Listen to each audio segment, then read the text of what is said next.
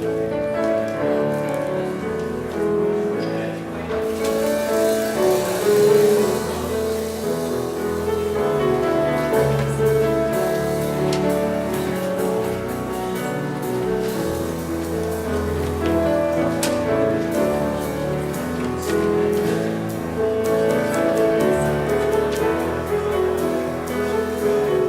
morning. Good morning. Welcome to the Ventura Center for Spiritual Living. I'm Reverend Bonnie Rose. It's great to see you here. How you doing with daylight savings time? Everybody good? Well, thank you. I appreciate you spending your hour this morning in church. And so it is, and so we let it be. As we continue to focus inward, breathing deeply, filling the air, gently filling our lungs, feeling so present here in this perfect now, and opening our hearts as we listen to the words of our sacred reading. I Want to Age Like Seaglass by Bernadette Knoll. I want to age like seaglass, smoothed by tides, not broken. I want the currents of life to toss me around, shake me up, and leave me feeling washed clean. I want my hard edges to soften as the years pass. Made not weak, but supple. I want to ride the waves, go with the flow, feel the impact of the surging tides rolling in and out. When I am thrown against the shore and caught between the rocks and a hard place, I want to rest there until I can find the strength to do what is next. Not stuck, just waiting, pondering, feeling what it feels like to pause. And when I am ready, I will catch a wave and let it carry me along to the next place that I am supposed to be. I want to be picked up on occasion by an unsuspecting soul and carried along, just for the connection, just for the sake of appreciation and wonder. And with each encounter, new possibilities of collaboration are presented and new ideas are born. I want to age like Seaglass so that when people see the old person I'll become, they'll embrace all that I am. They'll marvel at my exquisite nature, hold me gently in their hands, and be awed by my well-earned patina. Neither flashy nor dull, just the right luster. And they'll wonder, if just for a second, what it is exactly I am made of, and how I got to be in this very here and now. And we'll both feel lucky to realize once again that we have landed in that perfectly right place at the profoundly right time. I want to age like Seaglass. I want to enjoy the journey and let my preciousness be not in spite of the impacts of life, but because of them.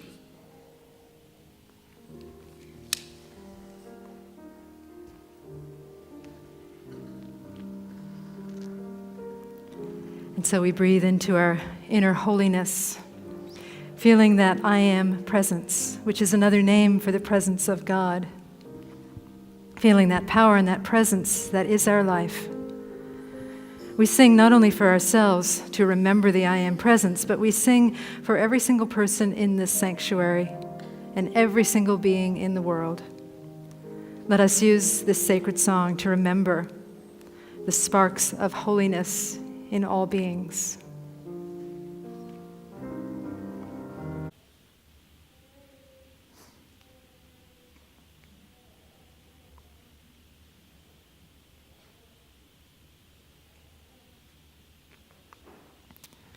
Listening to the baby is a meditation in itself, isn't it? Let us remember who we are always. Breathe in deeply. And then exhale, opening our eyes in love with what is, as it is, and so it is.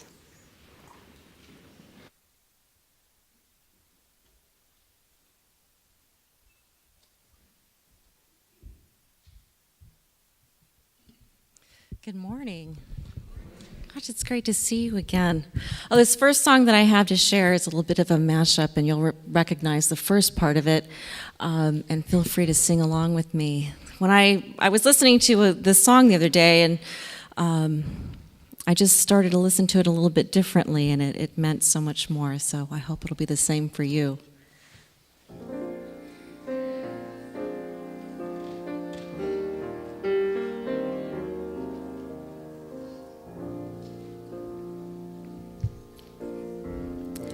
You are so beautiful to me.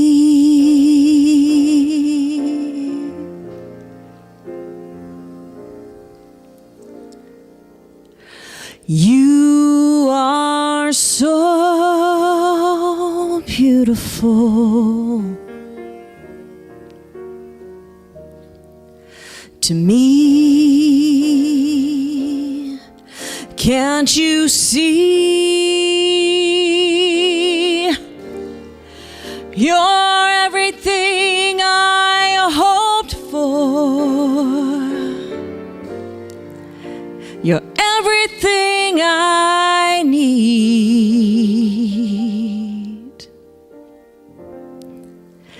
'Cause you are so beautiful to me.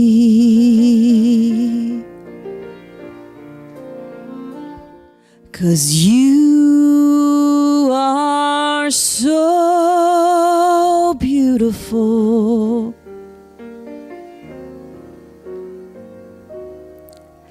to me.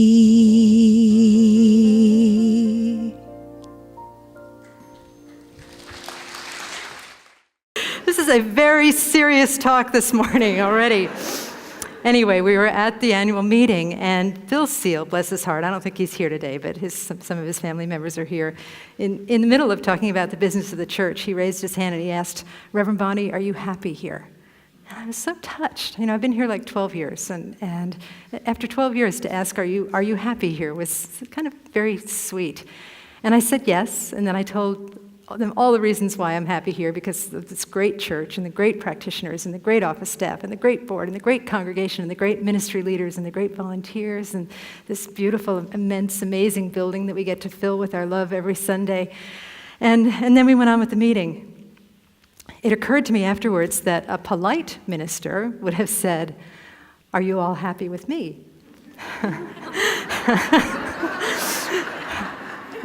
Slipped my mind, totally. Yeah. You know, and I sort of get that people are, because they keep signing my contract every year, so that's a good thing. But sometimes I wonder, why? Why are you still happy with me? I've been here 12 years, pretty much preaching the same sermon 50 Sundays a year, every week. You've heard the song, Johnny One Note. Do you know that song? Johnny could only sing one note, and the note he sang was this. Good job. That was pitiful, but nice try. All right, it was a little high for some of us, I know. Anyway, I'm Bonnie One Note. I've got one note. Bonnie could only sing one note. And the note she sings is a little hard to put into words, but it's something like this. I start by thinking about Rumi, the mystical Sufi poet, who said, "All day long, I think about it.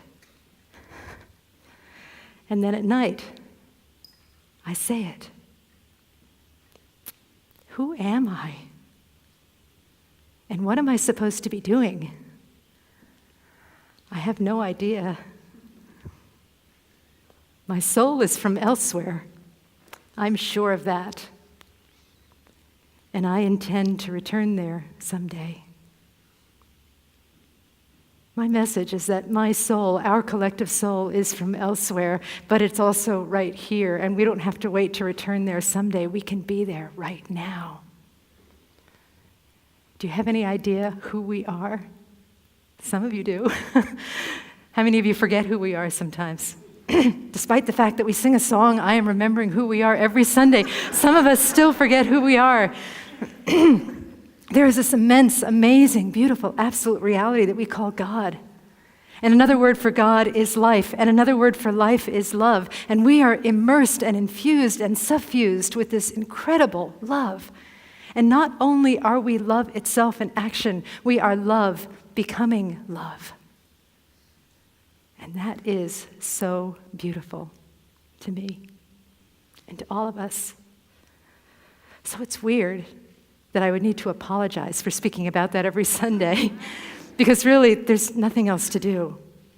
It's the only thing we are here to do, is to remember who we are and recognize that our soul is from elsewhere and that we are love becoming love constantly.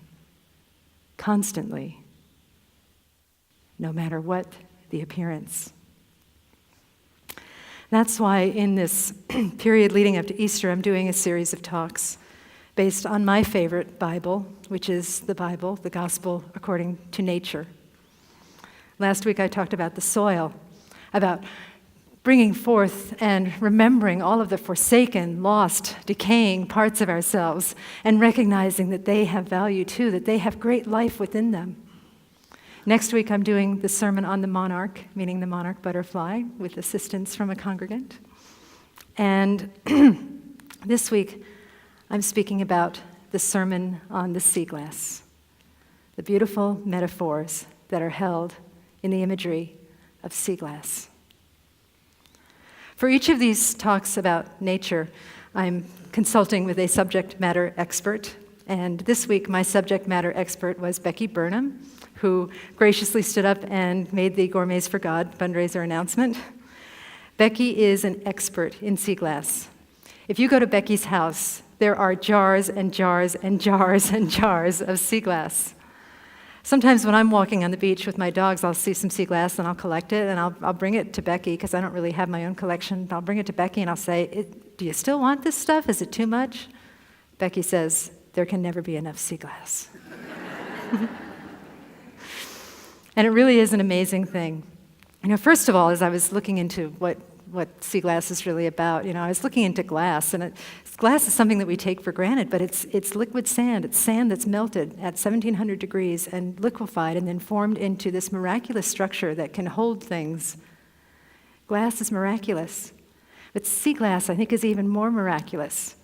For those of you, I think probably everybody knows what Seaglass is. Most of us live in this beach community. We may have some visitors, but Seaglass is glass that has been thrown into the sea and that is worn down through time.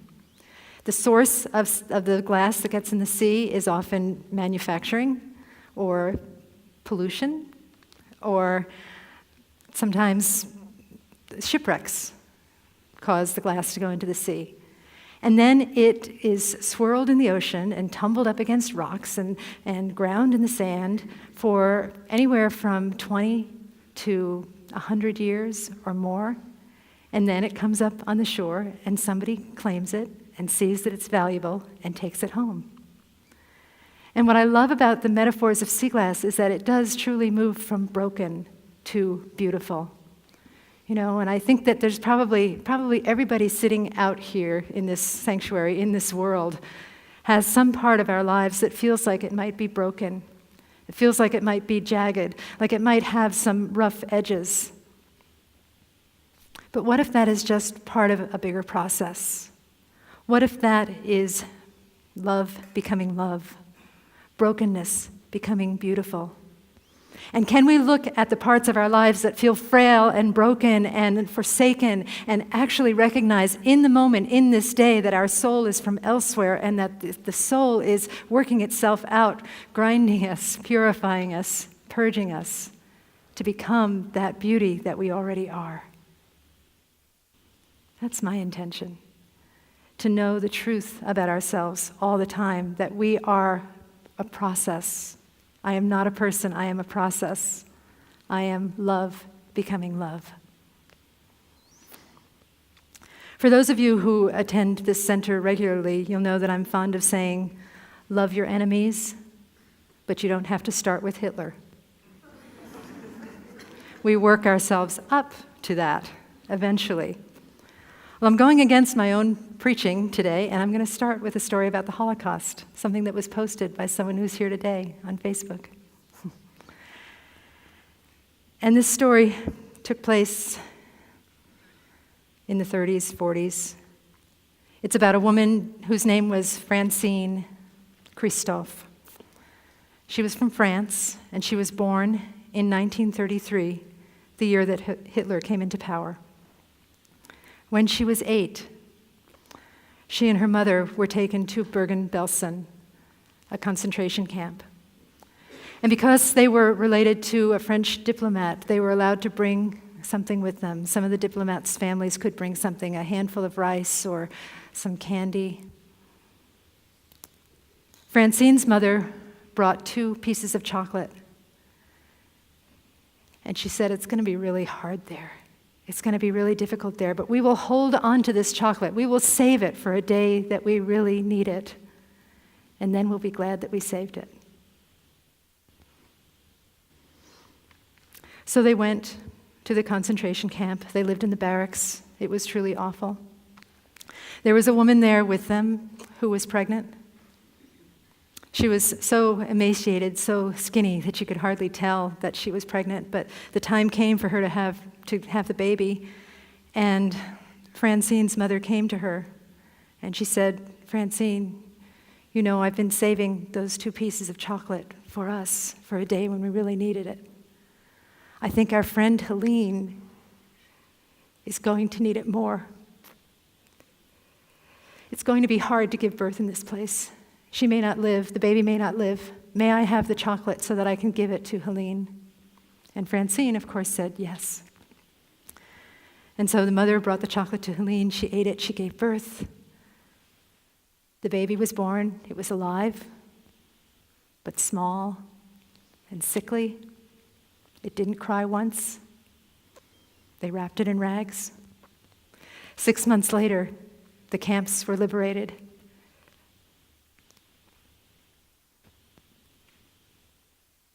And when they unwrapped that baby, it started to cry. That was when it gave birth. That was when it sprang to life. And then, fast forward decades, many, many years, life tumbling us around more and more and more and more. Francine had moved to France and had her own family, her own children, her own grandchildren, and one of her daughters asked her, when you came out of the concentration camp, was there any type of spiritual, psychological support for you? And Francine said, oh no, we didn't do things like that back then. But you know, it's a good idea. I think maybe I'll host a gathering of therapists and psychiatrists and counselors, and we can get together with Holocaust survivors, and we can talk about it. And so she did. There was a gathering of all of these people in this sacred place where they met and they talked and they shared stories and they supported one another. And then a woman walked up to the microphone and she said, I am a psychiatrist and I have something to add to this conversation. But first, I have a gift for Francine Christophe. And she reached into her pocket and pulled out 2 pieces of chocolate.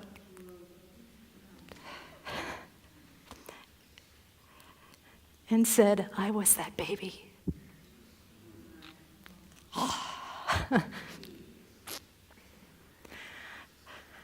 Not a dry eye in the crowd.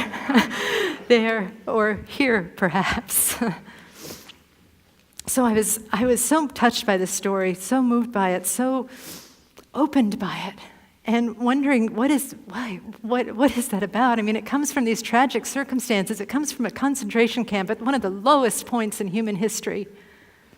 And yet, that low point existed, and people found a way to find beauty, to polish it and to make it gorgeous and to be that ocean of life so that beauty could emerge, so that we could see the triumph of the human spirit. And in some odd way, this causes me to think that God really knows what God is doing, even when I doubt it. Somehow, the beauty is made more beautiful because of the brokenness. You know? One of the metaphors in Seaglass is that the glass goes into the ocean, and the ocean is this vast place of immense life, but the broken glass can't cut the ocean. It just accepts it and polishes it. And that's what life is. Life is this vast ocean of love, and whatever brokenness we hurl upon the waves of life, it can't cut life. Life will not be undone by whatever we give it. Life is that hopeful place of love becoming love, of love emerging in all of the brokenness, of brokenness becoming beauty. Life is that. No matter what, and always. So we've talked about this on a global level of something that was a dark period in human history. But what about our personal histories? Life is infinite, but can it be intimate too? Well, in some of the research that I did with Becky, our subject matter expert, she gave me permission to tell this story about her own journey with Seaglass. And she said that her most prolific time of searching for Seaglass happened at the lowest point in her life, a time where she was desperate and afraid and alone. She was in despair. There was disappointment, brokenheartedness. She wasn't sure how things would turn out. She couldn't trust life. And so her solution for that was to go down to the ocean, to that beautiful living body called the ocean, and look for glass. She said that she could focus on looking for the glass, and it would take her mind off of her troubles. But if her troubles resurfaced, she could throw her troubles out to the ocean. She could scream, she could cry, she could yell, she could curse, and the ocean would just take it, just like life. During that time, Becky found her best pieces of glass, including her favorite, which is sea marbles. She found 43 sea marbles at that time. And she said that at her very lowest point, there was a low tide that day, and she was standing there just in despair, wondering how things were going to turn out. And just as she was at her lowest point, a gentle wave came and deposited a very rare red marble right at her feet. She took that as a sign. Who wouldn't? That there's a power and there's a presence that is watching out for us always. To go just a little bit deeper into that mystery, the mystery of the red marble, the mystery of that power and that presence that is watching out for us always. You know, in the beginning of our featured book, which I have really totally not talked about at all this month, Entering the Castle, but in the beginning there was Ken Wilber who wrote the foreword, and he wrote about the idea that God is eternal and everlasting.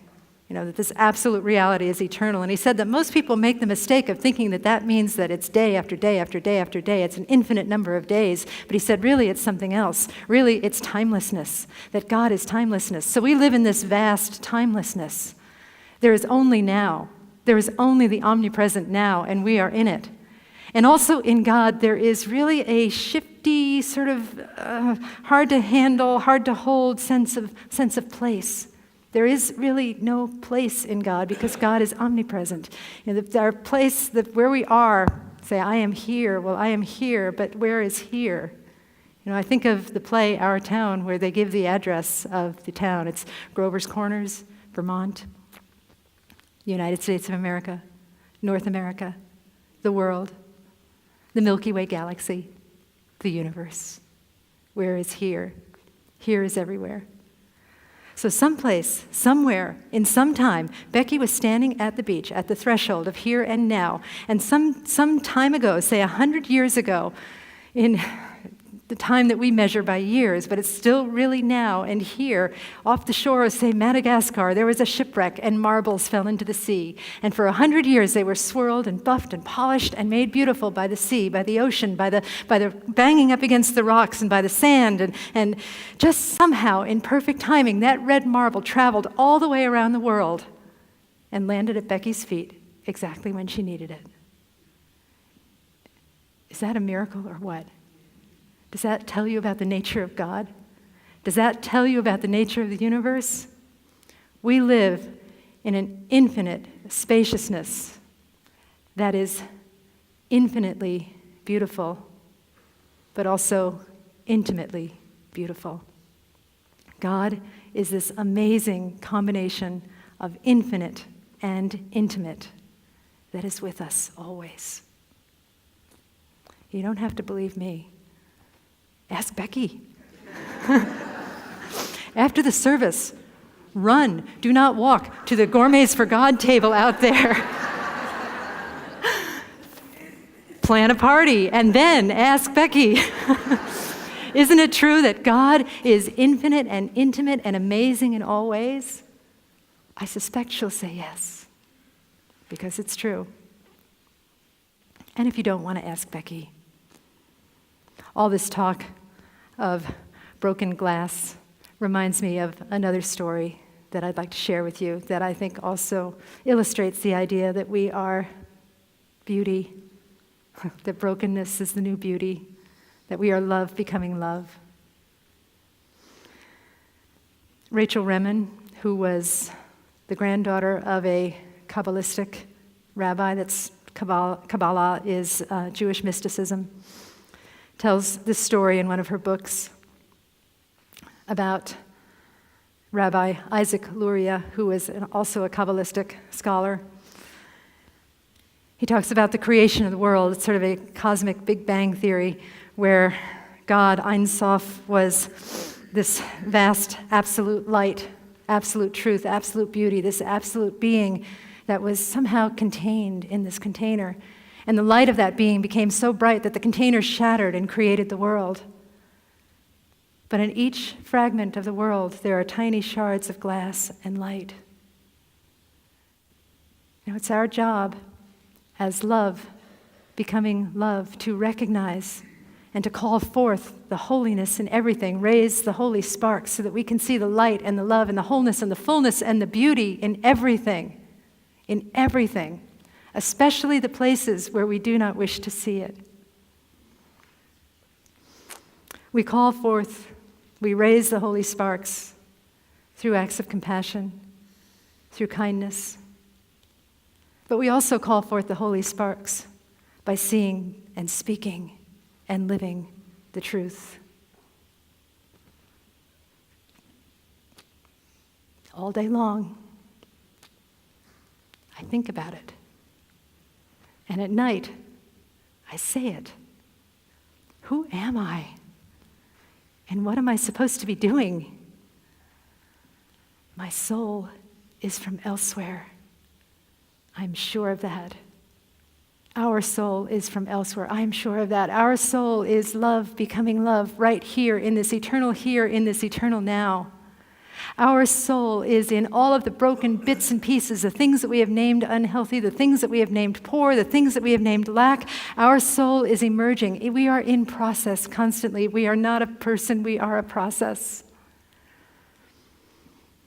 The intention is to know that our soul is of God, and to know that in the moment, to enter into sufficiency while it is still insufficiency, to know the spiritual truth of beauty no matter what, and especially to know the spiritual truth about beauty when you look into that magical piece of glass called the mirror. Know that you are beautiful. Please repeat after me. Oh God, help me to believe the truth about myself, no matter how beautiful it is. Let us pray.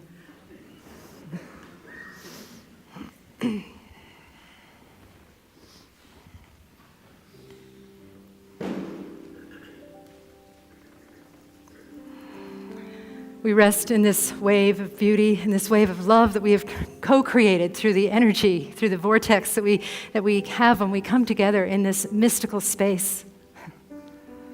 That is not limited to this mystical space, but that is somehow contained in this beautiful container that holds light and love and passion and goodness. It holds the appearance of all opposites, the darkness and the light, the joy and the sorrow. Together we hold these things with one another as we know the spiritual truth that there is only one life. That life is love, and that life is our life right here and right now. And so I unify with that knowing of love. I feel it in my body. I feel it in my senses. I feel it in my mind. I feel it in my heart. I feel it in my being. I feel it in my life, in my actions, in my speech. In all things, I am. In all things, I am love. Let us know together that we are stretched and worn into beautiful new pieces of Seaglass. That anything that seems like it may be against us is truly there for our awakening, for our growth, for our power, for our presence.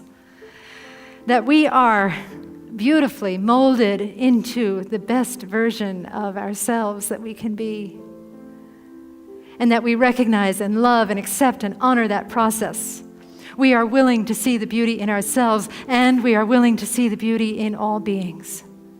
In humans, in conditions, in the animal kingdom, in the world of nature, in the sun and the rain, and everything in between. How wonderful it is to know that we are touched by this truth and that we have the opportunity to live it, that this truth is God's gift to us, and we can give the gift back to the God within, to the God without, to the God that is everywhere. Today we honor that gift. And we vow to take care of it and to share it wisely and wonderfully by being the best version of ourselves that we possibly can be, knowing that we are not doing the work. It is the Father, Mother, God within us that does the work. I give thanks for this truth. I give thanks for this beautiful transformation that is occurring here in this center, that has occurred here this morning through our spiritual work together, through the music, through the fellowship, through all things.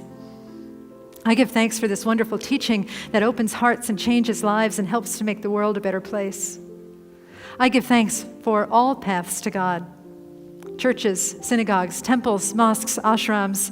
I bless fundamentalists and atheists. I bless the mystics. I bless everyone. And with a heart that is so filled with blessedness, I say, thank you, Spirit. Thank you, God. And I release these words into the mystery as together we say, and so it is. I am so...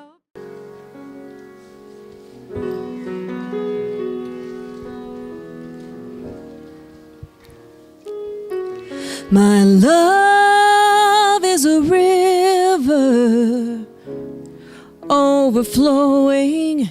My soul is a fire with embers glowing. I am the essence of divine expression. I am a vessel of God. I am a vessel of God. My hands reach down to the meek and the helpless. My legs stand up for the ones without voices. I march to the beat of a servant's heart. I am a vessel of God. I am a vessel of God.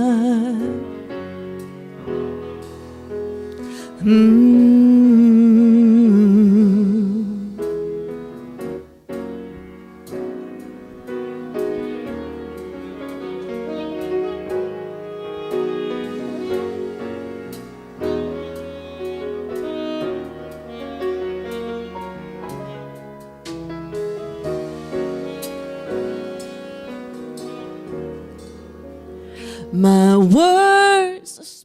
Please repeat after me. I am held in Spirit's holiness, divinely guided by wisdom, courage, and love. I am always connected. I see God in everything. I create joy on earth as I share my blessings. Thank you for my life. And so it is.